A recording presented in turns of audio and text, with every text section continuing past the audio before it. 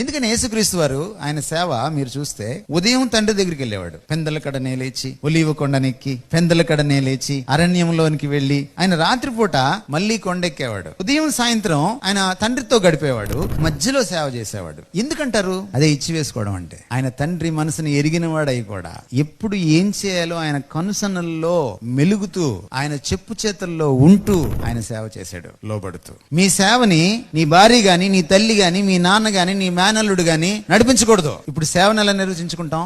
సేవకు పిలిచిన వాడు చెప్పింది చేయడం, చెప్పినప్పుడు చేయడం, చెప్పిన విధంగా చేయడం. వాట్, హౌ, వెన్, ఈ మూడు ఎవరు నిర్ణయిస్తారు? ఆయన నిర్ణయిస్తాడు. నేనేం చేయాలి, దాన్ని ఎప్పుడు చేయాలి, దాన్ని ఎలా చేయాలి. పక్క చర్చిని చూసి నేను కాపీ కొట్టకూడదు.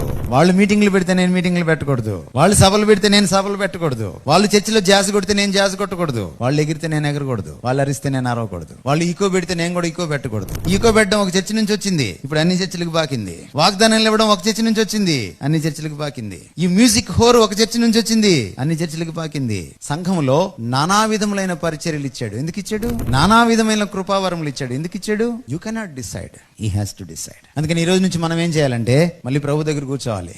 మొదట మన పిలుపుని నిర్ధారించుకోవాలి, తర్వాత మన సేవ ఏమిటో నిర్ధారించుకోవాలి, దాన్ని ఎప్పుడు ఎలా చేయాలో ఆయనను చూడాలి. అంతే.